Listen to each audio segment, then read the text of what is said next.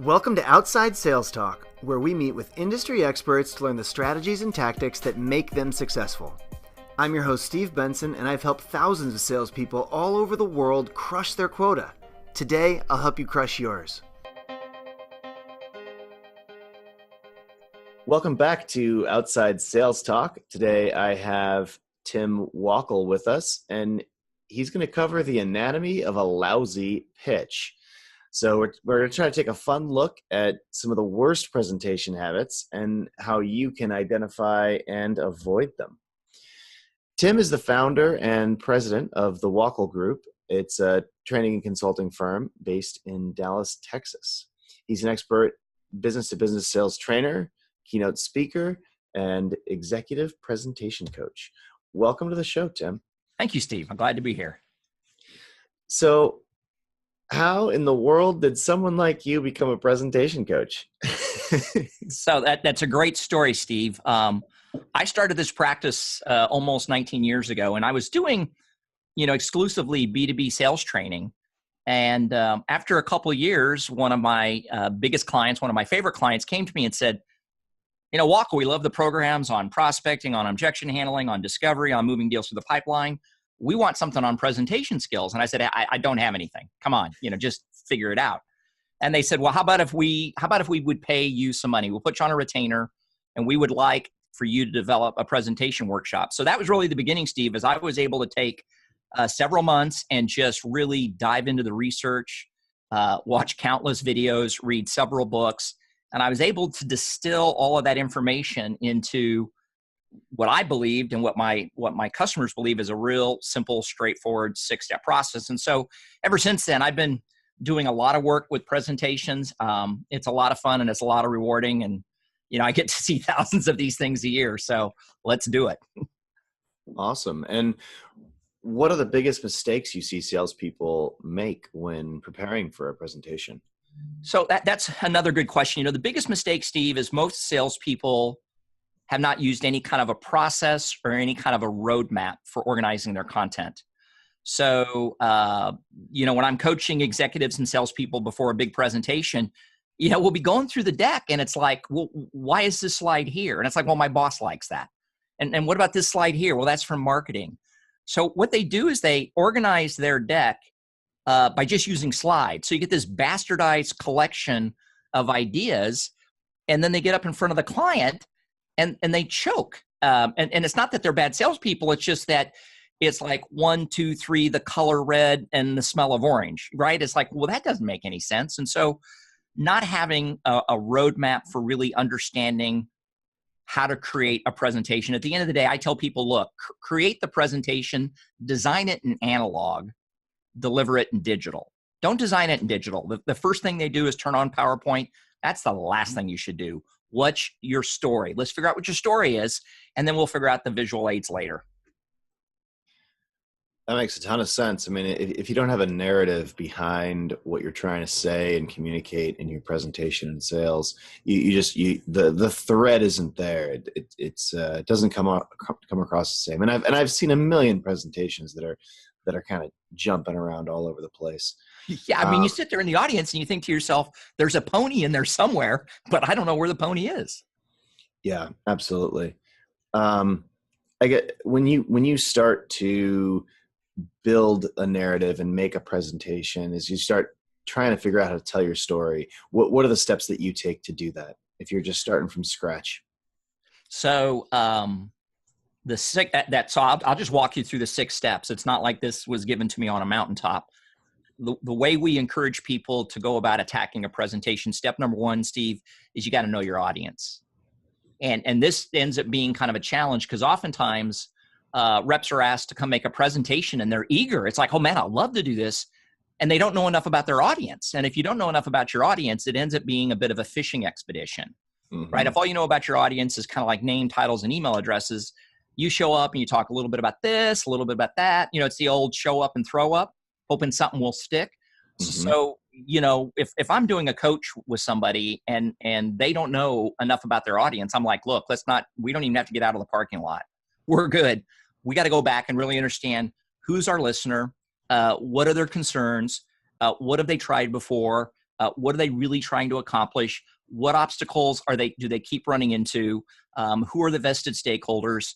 And if we flush all that out, the more we understand our audience, the more on target our presentation is going to be. So step one, Steve, is we really push on reps to go through a complete diagnostic, and we help them form that diagnostic, but a complete diagnostic of what's going on.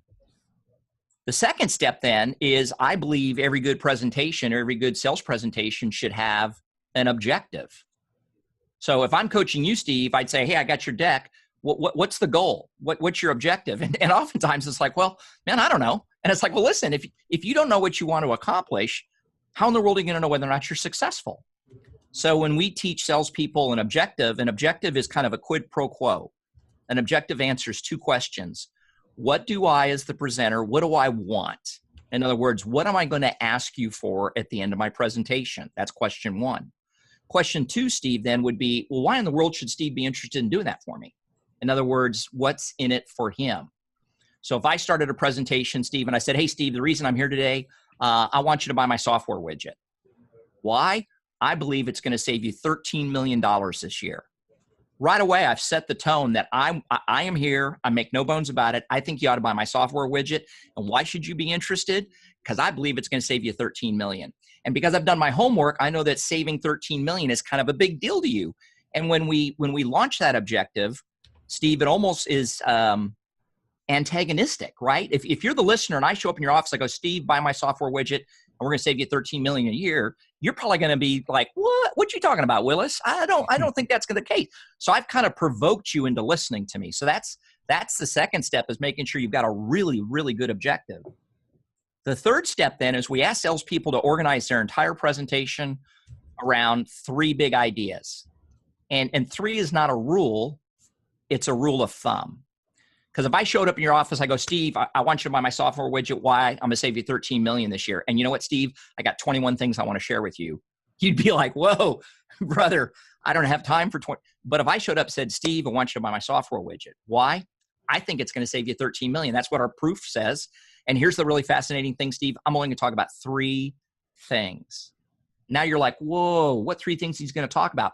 Plus, when we really packetize our presentation to three things, it makes the presentation more transportable. So in other words, I do the pitch to you, you leave your office. You bump into a colleague in the hall. Colleague in the hall goes, well, you were meeting with Wackel. What was that all about? And you would say, well, Wackel wants us to buy his software widget. And your colleague would be like, why in the world would we buy a software widget? And you'd be able to say, well, he told us it's going to save us $13 million. And your colleague would say, well, what did he talk about? And you'd be able to say, well, he talked about the tools, the technology, and the track record of this software widget. So it makes the presentation more memorable and makes it more marketable when I'm trying to push on the inside. So know your audience, put together an objective, figure out your three points. The fourth step, Steve, is what we talked about, organizing all of your supporting evidence. So if you've got these three talking points and you print out every slide, you take each slide and you go, okay, this supports talking point 1. This supports talking point 3. This supports talking point 2. And if you've got a slide and it doesn't support one of those talking points, do you know what you do with that slide? You get rid of it. Yep. Everybody wants to put their deck on a diet. Look, don't show me that stupid map of the U.S. with all those little red dots. I really don't care where your offices are at. That doesn't support your story. So get rid of it. So we want you to really organize your supporting evidence, and we want your evidence to be, it's your evidence, it's your data. We want it to be sticky and memorable. We want it to be sexy or provocative. If you show me a spreadsheet, I'm probably going to pull you out of the room and say, hey, we got to figure out a better way to communicate this. What's the point of the spreadsheet? So we really want to make sure we organize all our supporting evidence. The fifth step of the process then is now we want to develop a hook, which is the first 60 minutes the first 60 seconds of the presentation. See, most people start with, well, how am I going to hook this? How am I going to start it off? I don't think you can figure out your launch until you know your audience, until you know your objective, until you know your talking points, until you've looked at all your supporting evidence. And then you can say, hey, this would be a really great way for me to engage my audience. This is the story I'm going to tell. This is the statistic I'm going to reveal. This is how I'm going to hook them. And then the sixth and final step, Steve, is we teach salespeople how to ask for a commitment. The number one thing salespeople ask for at the end of a presentation. Well, let's see if you recognize this. Okay, that wraps up my presentation. Are there any questions? It's like, no, you need to be asking for a commitment. If I told you, Steve, at the very beginning, buy my software widget, I'm going to save you $13 million. I go through my tools, my technology, my track record. At the end of the presentation, I go, Steve, let's just summarize. At the very beginning, I told you I was going to ask you to buy my software widget. Why? I hope I've demonstrated to you that we can save you $13 million. Steve, all we've talked about today is my tools, my track record, and my technology. So my final question to you, Steve, is this. What, if anything, is preventing you from taking the next step with me right now? And then you zip it. Now, 1 in 100 times, they're going to say, yeah, I'm ready to move forward. But the beautiful way about that question is worded, Steve, is silence is not an option. If I say, Steve, what, if anything, is preventing you from taking the next step with me right now? And if you don't say anything, then I go, oh, Steve, sounds like you're ready to move forward. And you're going to be like, whoa, slow down, Sparky. No, I'm confused. This is too complicated. It looks too expensive. The timing is wrong. But at least I get back on that airplane and I know where I stand versus getting back on that airplane and going, well, you know, they had good coffee and they offered me a donut, but other than that, I'm not really sure where I stand.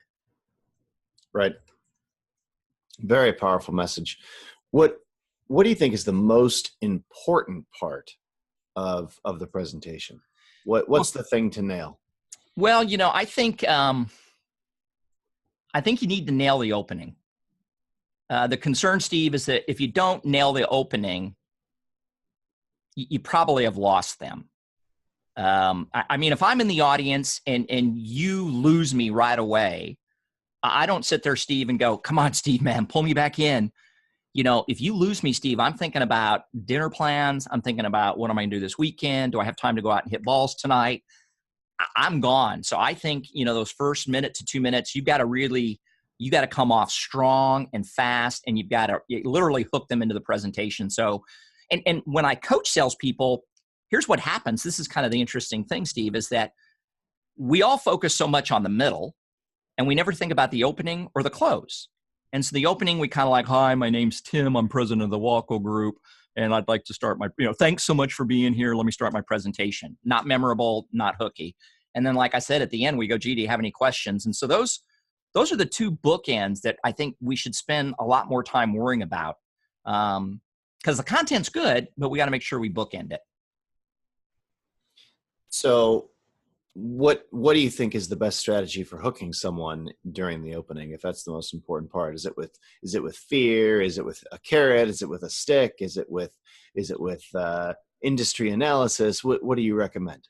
Perfect question. So we go back to step 1 of the 6-step process. Know your audience, right? And if I've got an audience that I think is fun and lighthearted, guess what? I may start with a joke.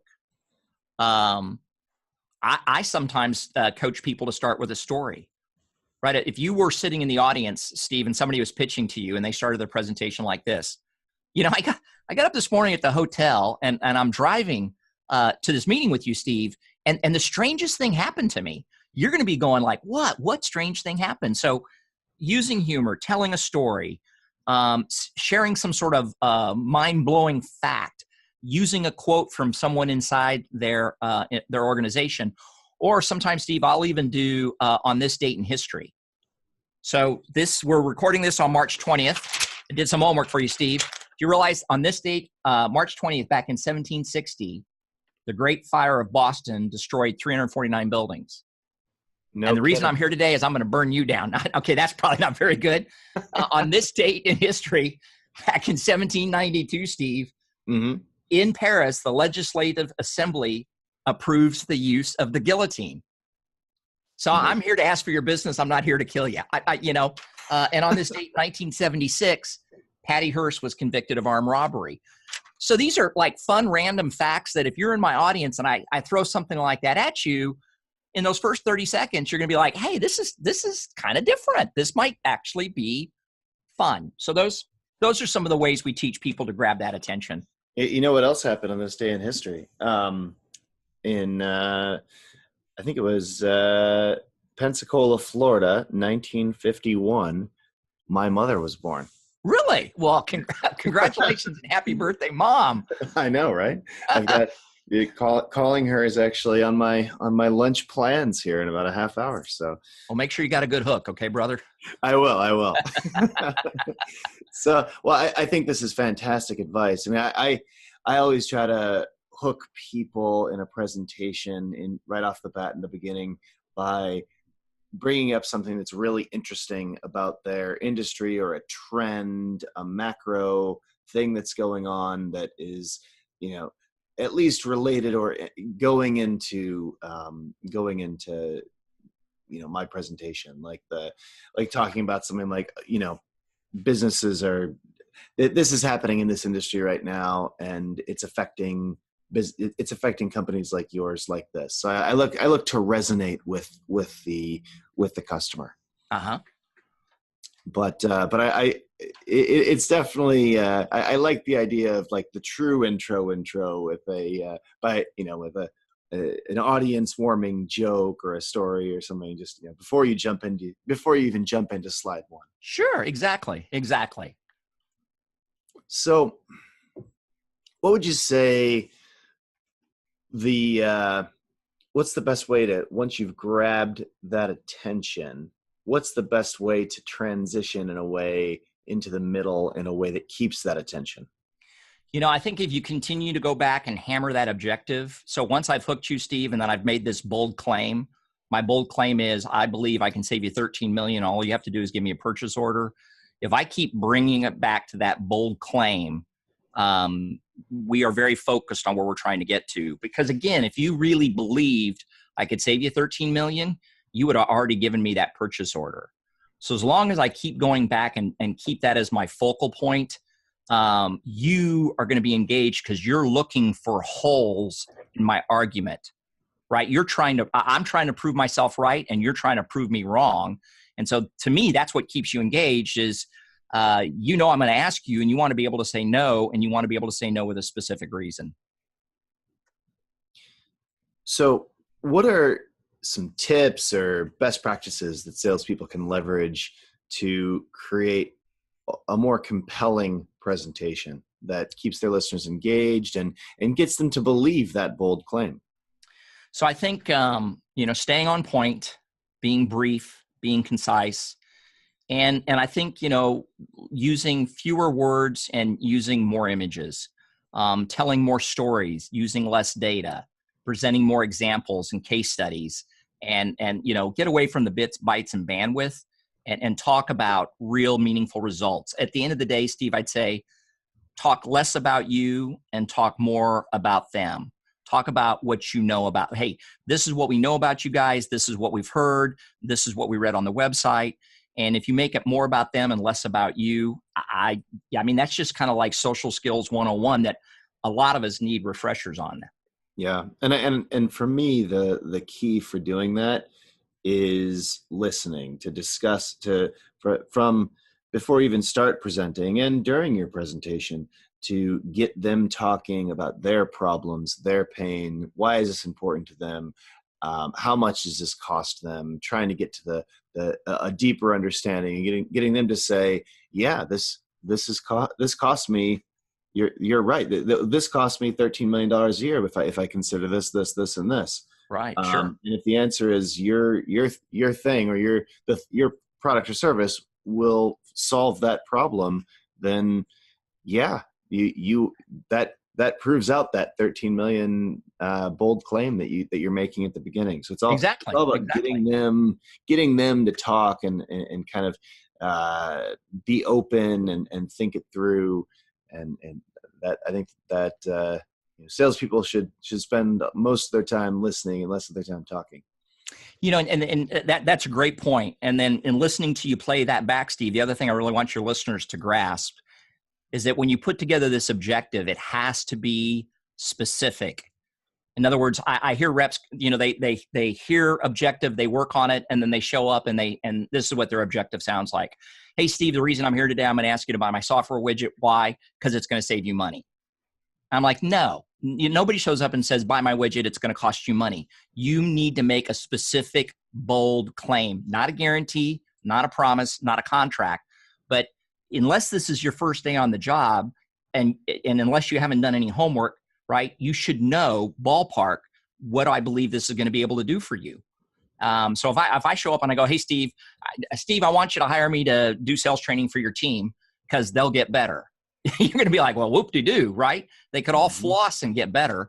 I got to be able to show up and say, hey, Steve, hire me to train your sales team. And in the first 120 days, you're going to see, I believe, an uptick in new business of 15%. And you're going to be like, okay, how are you going to do that? I don't think that's possible. Great. Let me share more. So the claim, the objective needs to be bold and specific. I love it. Well, on that,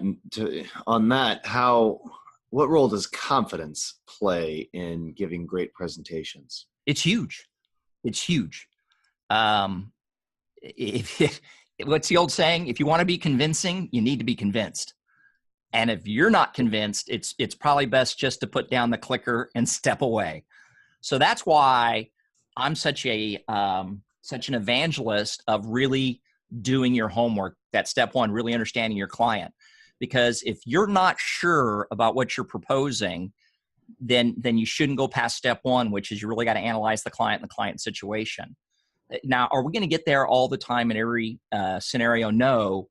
But when I work with reps, when I work with executives, I want you to know in your heart of hearts that when you say, look, I want you to do this, and this is why you ought to do it, that you have a high degree of confidence. Because without that, Steve, then it's wishy-washy claims. Mm-hmm.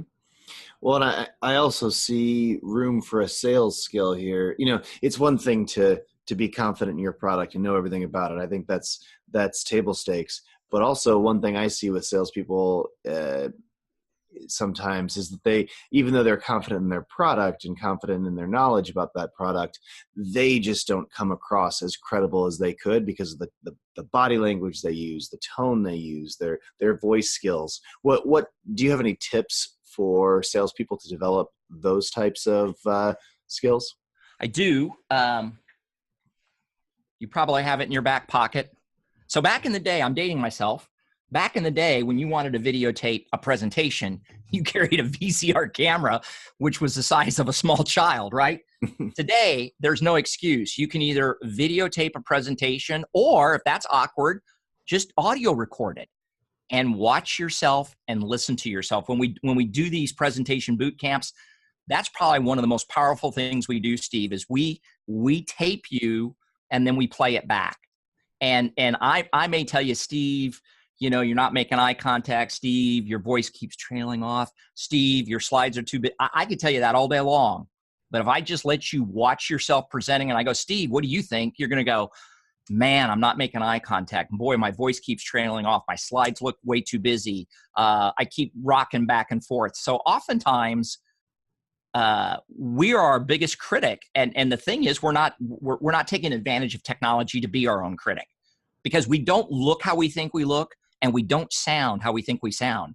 When it comes to prospecting, I ask reps all the time in a prospecting workshop, have you ever listened to one of your voicemail messages? And they're like, yeah. I go, would you ever call yourself back? And they're like, no. And it's like, well, if you wouldn't call yourself back, why would a customer call you back? So it's easy stuff to work on. And for people that really want to rock it, something as simple, Steve, is going to the local community college and hooking up with somebody in the drama department.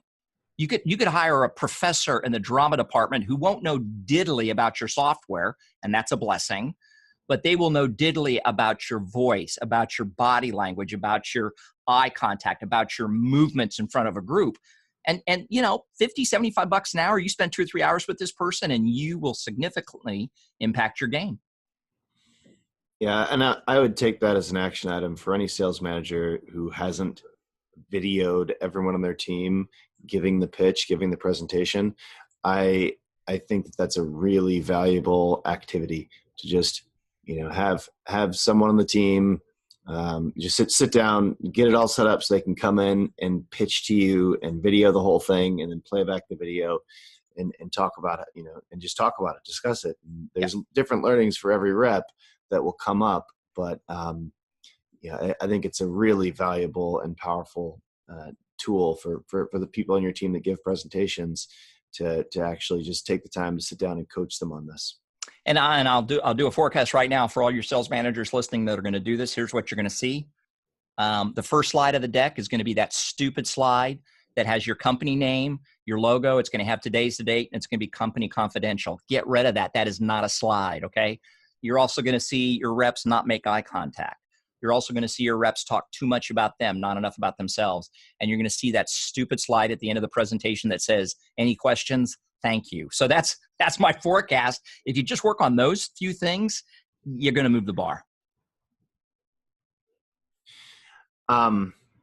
So let's talk about how a salesperson can win the approval of their prospect. Talk about the secrets to getting buy-in at the end of the presentation. So that to me, Steve, boils down to what is that closing question going to be? Like, I want my first 30 seconds to be rock solid with, hey, on this date in history, or I want to tell a funny story. I think the last 30 seconds have got to be absolutely memorable. And again, my close is always the same. My close goes back and revisits the objective. Hey, Steve, we're going to wrap up the presentation. Let's revisit the objective. I told you the reason I was here today was I wanted you to buy my software widget. Why? I think I demonstrated to you we can save you $13 million. Then you go back and you highlight your 3 talking points. And Steve, all we talked about today was tools and technology and track record. So Steve, in concluding today, I have just one final question I'm going to ask you. What, if anything, is preventing you from taking the next step with me right now? That to me puts it all in one neat package. It bookends a presentation. And I think you get your highest chance of success of getting a yes at that point in time. I love it. Such a powerful skill that every salesperson needs.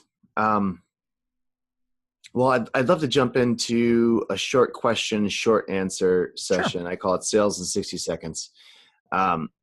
First question, what is the top presentation mistake salespeople have the most trouble overcoming?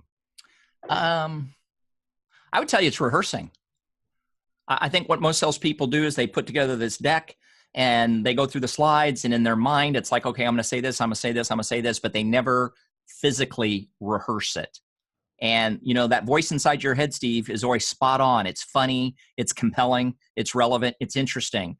But when you actually stand up and have to move around and articulate, it's a different voice inside of you. So I think probably the biggest and simplest mistake, you got to rehearse. You actually physically have to rehearse your presentations. So true. Do you have any tools that you would recommend to improve the visual impact of a presentation? So visual impact, I would tell you, darker backgrounds versus lighter backgrounds. I would tell you use bold colors. I mean, a lot of you are trapped because you've got some sort of corporate template. I get that. But if you have any flexibility, bold colors, darker colors, more pictures, less text, right? If I'm pitching you to come to Hawaii, I could have the words beach, surf, and sunset on a slide. That would be a very easy slide. But if I had a picture of the beach, a picture of the surf, a picture of the sunset, I have more communication bandwidth. And I would also tell you when it comes to the visual impact, I've got something I call my 6x6 rule of thumb. Again, not a rule, but a rule of thumb. If I look at a visual, if I look at one of your slides and it has more than 6 words across and more than 6 lines down, you need to get rid of it. You need to break that up. And again, some people can pull that off, but the number one reason, Steve, reps are always turning and looking at their presentation is because they have war and peace, right? They're not using it as PowerPoint. They're using it as power paragraph. That's not what the tool was designed for.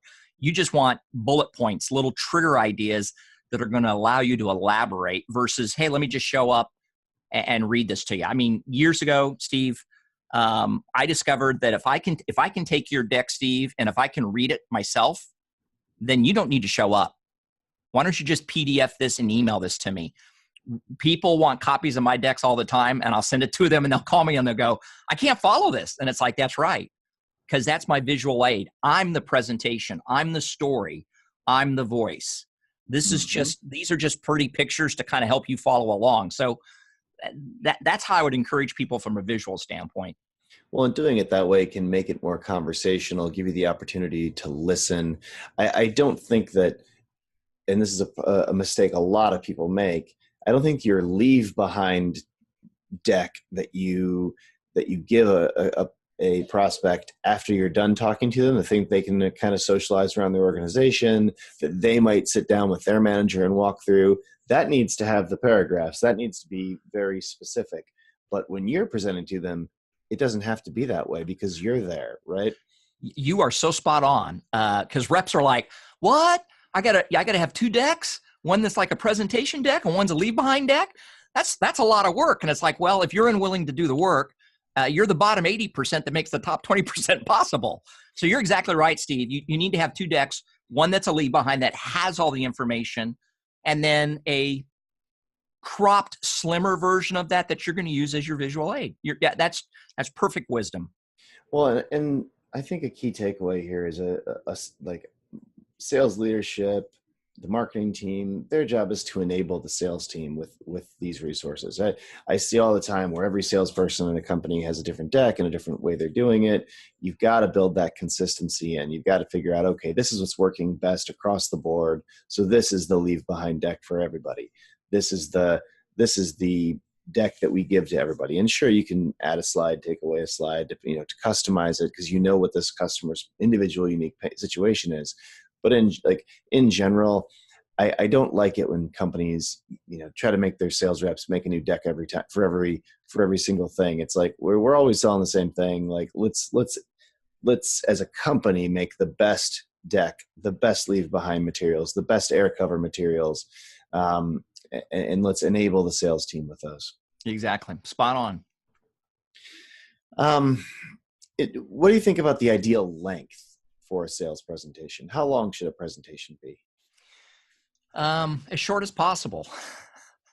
Again, I would default and say, Steve, that in knowing your customer, you have to ask them, hey, you've asked me to come in here and make this presentation. We've kind of done our research. What do you think is a fair amount of time? And if your customer says, I'm going to give you 30 minutes, I think you have to respect the 30 minutes. If they say 15, I think you have to respect the 15. If you're really good at doing what you're doing, Steve, here's what ought to happen, though. When you're done and you get ready to sit down, if you're really good, you're done, you're ready to sit down, your customer should say, whoa, wait. Don't sit down just yet. I want to hear more. I want to ask you some questions. Right? More often than not, we get done and we sit down, and what is our customer thinking? Oh, thank God. It's finally over. And so yeah, if they say, hey, listen, I can invest 30, respect the 30, and just do such an outstanding job that at the end of 30, they're like, wow, let's go another 15 or 20 because this is pretty good dog food. Mm-hmm.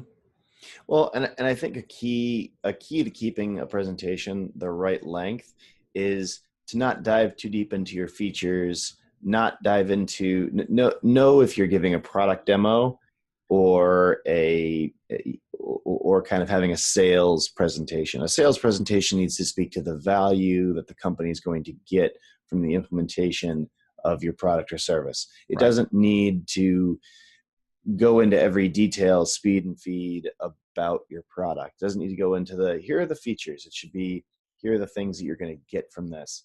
That's right. And then once that hooks them, then you can go into more of a deeper dive of, and here's what that looks like. But it's almost a different conversation. Yeah, I think, you got to win their hearts first, and then you win their minds. I win your heart by you saying, yeah, that's something I'd really like to have. Now tell me how you do it. And too often we lead with, well, here's how we do it. And it's like, well, I don't get the end game. So win their hearts and then win their minds. I have to write that down. That's pretty good, Steve. Just second real-time learning. I've been jotting down a few notes from this one too. This is great. What's one key lesson that you've learned over your career from training and giving all these sales presentations? We're not as good as we think we are. And there's always room for improvement. And as much as we want to blame our products, our territory, our competition, our marketing department, our contract department, our sales manager, our spouse, the pollen, politics. We all want to blame something else. And trust you me, all those things can influence your success. But the one thing I've learned over the years, Steve, is the people that are consistently at the top of the class are the people that control their destiny by just working on themselves.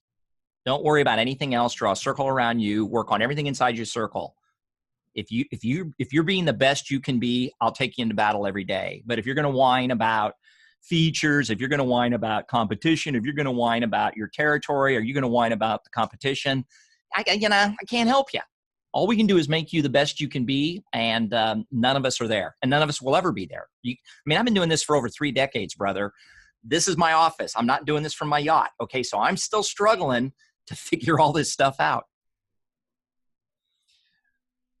So it's such great advice.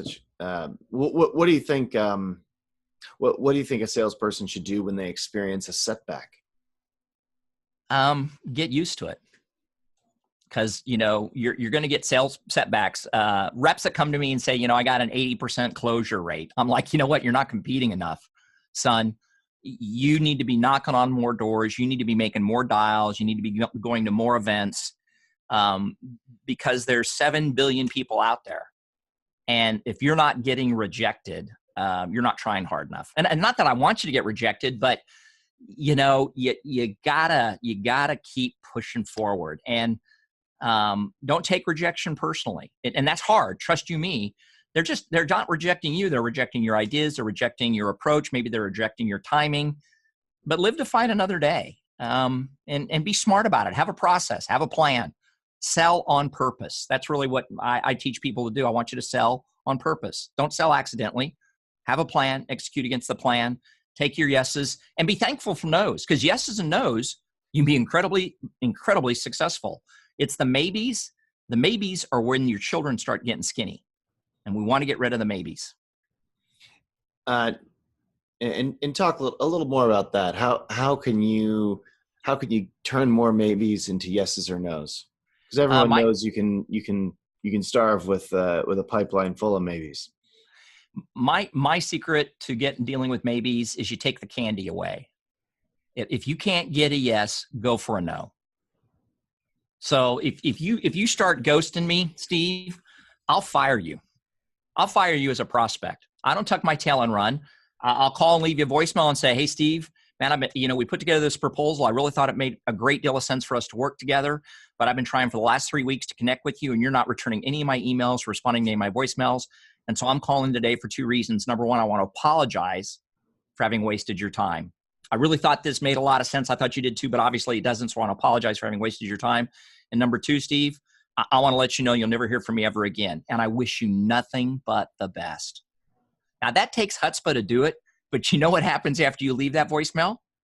They call you back because they're like, whoa, slow down, Sparky. What do you mean? And I'm like, well, brother, you've been dark for the last 30 days. And it's like, well, because here's what happens, Steve. Stuff happens inside their organization. Somebody gets sick, somebody gets fired, a project gets run behind, and nobody says to themselves, let's call the sales guy and bring him up to speed. So it's only when you threaten to take the candy away, when you threaten to fire them, they're like, whoa, slow down. We probably should have picked up the phone and told you this, but quite frankly, we've been busy. And it's like, okay, cool. Let's work professionally with each other, though. I'll be in touch with you, and I want you to be in touch with me. So that would be my tip: is learn how to go for no. Fantastic tip. As a final takeaway, what should the field salespeople listening today do as a first step to start improving their sales presentations? Get a process, kids. If you want to learn about my process, I'm more than happy to teach. But go out to Amazon, do a search on sales presentations, and figure out a process. Get away from the haphazard, random collection of slides. And I think the word you used earlier, Steve, was narrative. What is your narrative?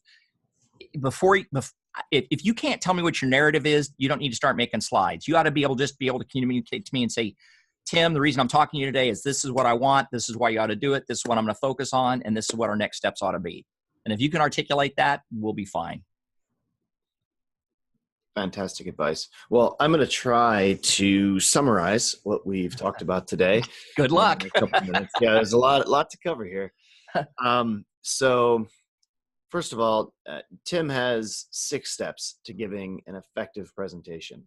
Number 1, know your audience. Who are your listeners? What are they looking for? The more you understand your audience, the better targeted your presentation will be. Number 2, every salesperson or every sales presentation that a salesperson gives should have an objective. What do I want as the presenter? What is in it for the person you're presenting to? Make a specific, bold claim that will catch their attention. Not, I'm going to save you money, not, you're going to make more money because of this, but I'm going to save you $13 million, or I'm going to give you an ability to make $13 million more.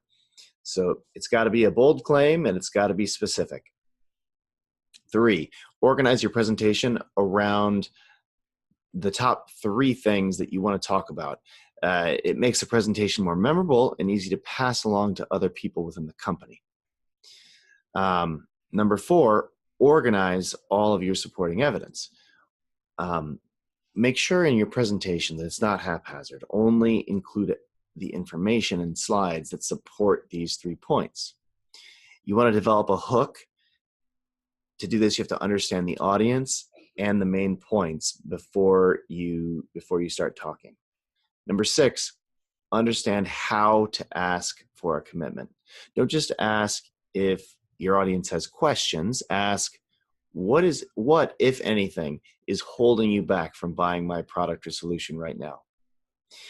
The opening is the most important part of the presentation. Don't lose your audience's attention. Hook them in right in the beginning quickly. When establishing your hook, look to your audience, and depending on that audience, you can use humor, you can tell a story, you can have a mind-blowing fact. Tim gave a cool tip, talk about on this day in history, just because it's so it makes the presentation so uniquely tailored to them, and it's interesting. Tim's top presentation tips are to stay on point, to be brief, be concise, use more pictures, and don't just focus on data. Your presentation deck doesn't need to have all the information, just the main points. A leave behind deck, or the PDF that you hand them or that you email them later, that can include all the detailed information. But your deck shouldn't read like a bunch of paragraphs. We want to talk less about you and talk more about the prospect. When it comes to presentation length, the shorter the better. Leave them wanting to ask for more information. Confidence is huge when it comes to giving a great presentation. Take the time to really know your audience and their background, know your product, how it works, be an expert in the space so that you have the confidence to present really well. A great thing to do for everyone is to practice videotaping your team, or if you're an individual rep and no one's going to do this for you, just have a friend videotape you giving your pitch, and then you can watch it and think about what can be improved. This is truly, presentations are truly a part of the craft that it's a skill, it's an ability. I mean, there's a lot of things in sales where you couldn't take a class on it and get better at it, but this is an area where it's truly it's a skill. It's like shooting free throws. Yeah. With practice, you get better. Great tip from Tim. When it comes to the maybes, don't be afraid to have that breakup email or breakup voicemail he recommended, where you with confidence threaten to fire the prospect. A whole pipeline full of maybes can kill you. Yeah. If a prospect starts ghosting you, don't be afraid to let them know that you'll move on. Learn how to go for the no. That was a lot, Tim. You're an excellent note taker, dude. You're hired. That's why they pay me the big bucks around here. Start doing outbound this afternoon. It's well, once upon a time I was in sales. Um, so Tim, this has been fantastic. Where can our listeners read more about your work? How do they reach out to you? What's the best way to get in touch? So a lot of different options. The website, there's only one like it, timwackel.com. So it's TIMWACKEL, timwackel.com. Or hook me up, connect with me on LinkedIn. I publish videos out there 2 or 3 times a week. Or just pick up the doggone phone and let's actually have an old style conversation. Direct dial right here in Dallas, 214-369-7722. Love it. And we'll put all that in the meeting notes, because in the podcast notes for this episode, because a lot of people are driving while they're listening to this. So don't write and drive. 10 and 2, brother. 10 and 2. So, well, thanks for coming, Tim. This has been a fantastic episode of the Outside Sales Talk. If you can think of any other sales reps that would benefit from learning how to present better, share this podcast with them, and share the love. Take care until next time, everybody.